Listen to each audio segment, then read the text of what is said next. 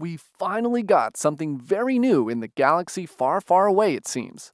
The Star Wars universe is run ragged nowadays with spin offs, mainly taking us into the lives of some of our fan favorites, such as a certain bearded Jedi and a gunslinging, helmet wearing bounty hunter. Well, that last one could actually be one of two. Jeesh, this franchise needs to be more original. Well, thankfully, Disney are taking us down a different path with the Andor series.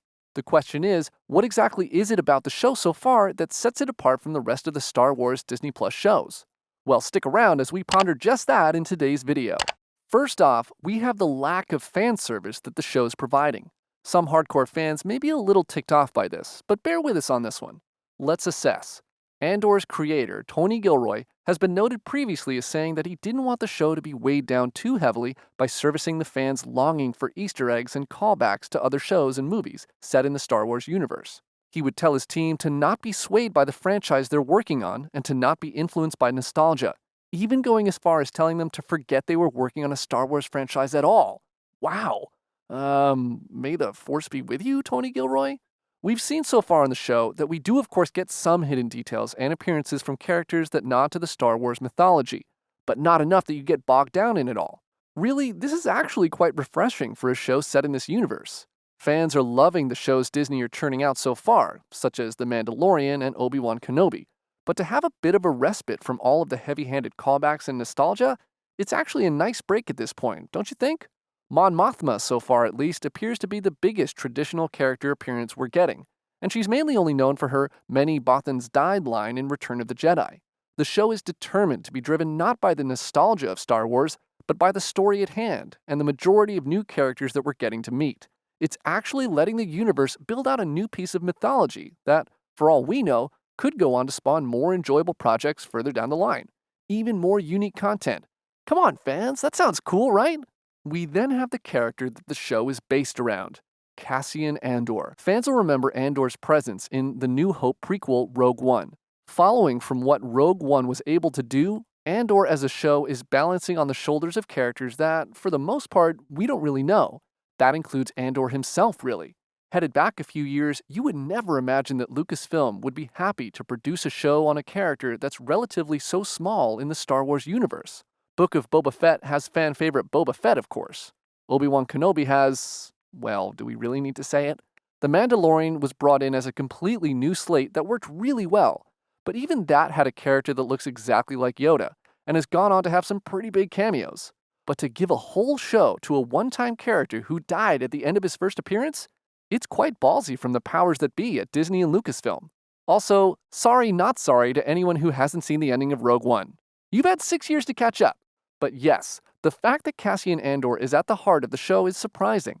It would be like passing an entire show off to the likes of director Krennic from Rogue One, or the likes of Rose Tico from the last two movies of the sequel trilogy.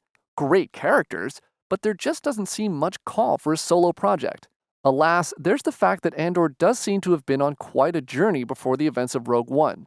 When we first meet him in the New Hope prequel, he kills a seemingly non-evil minor character in the name of the rebellion without question. He also makes it clear the things he's had to do since he was a small child, to both survive and fight back against the Empire. Terrible things.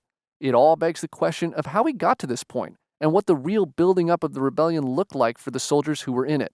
It's helping to pay off the character's sacrifice in Rogue One, while giving Star Wars a chance to give some focus to a character that we don't really know all that well, but are aware of.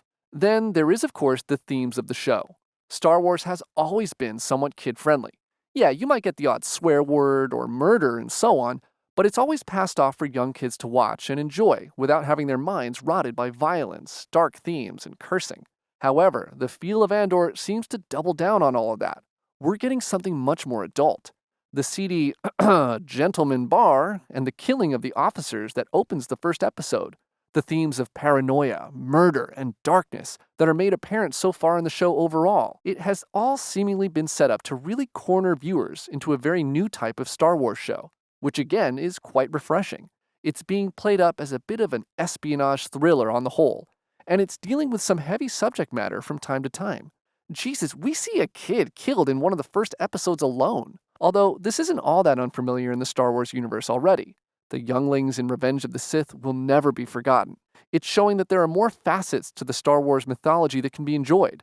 Aside from being more adult-themed, it's also much more grounded than we've ever seen anything in Star Wars. Yes, of course, we're still going to have blasters and starships and all those staples. For the love of Yoda, it's Star Wars. We need all that stuff. But there's no iconic costumes, no lightsabers, no giant beasts to make into toys and stack on store shelves. So far, at least. As main star Diego Luna has said himself, the show is about regular people in this war of the building rebellion against the Empire. We're getting something much more gritty and relatable from a universe that prides itself mainly on clashing laser swords. Not that we're complaining. We're very much praying for a second season of Obi-Wan Kenobi, daily. Okay, fine, hourly. Like how the Marvel Cinematic Universe is done, Star Wars could be shaping up to really invest in different genres and vibes, while keeping everything in tangent and under the same roof. Let's just maybe not go as far as a sitcom about the Solo family. Keeping up with the Solos. Hey, actually. So clearly, this is a show that really does try and set itself into a new dynasty of Star Wars lore. With quite a few episodes to go, it'll be interesting to see if it stays as grounded and dark as it has been so far. Plus, with a second season apparently on the way, God only knows what other avenues the show could take us down if these first few episodes are anything to go by. Let's see Cassian find a lady, settle down, have a few kids, get a mortgage for somewhere on Coruscant, and lose it all a few days before the events of Rogue One. Or is that maybe just a bit too far out of left field? What are your thoughts on Disney Plus's Andor so far? What else do you think sets it apart from other shows and movies in the Star Wars universe? Let us know your thoughts in the comment section below. Let your thoughts be heard. But seriously, Obi-Wan Kenobi Season 2. Let's make it happen. Clash away with those laser swords some more, please, Ewan.